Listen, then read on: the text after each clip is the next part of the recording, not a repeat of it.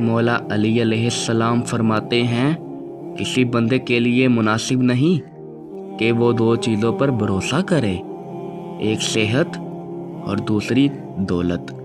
کیوں نہ کہ ابھی تم کسی کو تندرست دیکھ رہے تھے کہ وہ دیکھتے ہی دیکھتے بیمار پڑ جاتا ہے، اور ابھی تم کسی کو دولت مند دیکھ رہے تھے تو وہ دیکھتے ہی دیکھتے فقیر ہو جاتا ہے۔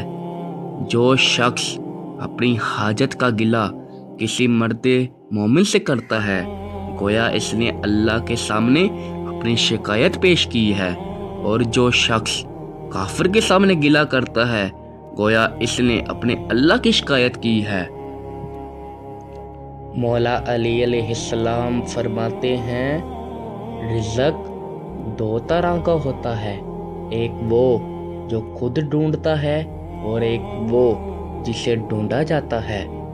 جو دنیا کا طلبگار ہوتا ہے، موت اس کو ڈھونڈتی ہے یہاں تک کہ دنیا سے اسے باہر نکال دیتی ہے، اور جو شخص آخرت کا طلبگار ہوتا ہے، دنیا خود اسے تلاش کرتی ہے یہاں تک کہ وہ اس سے تمام کمال اپنی روزی حاصل کر لیتا ہے۔ اگر آپ ہمارے چینل پہ نیو ہیں تو ہمارے چینل کو سبسکرائب کریں، لائک کریں، شیئر کریں۔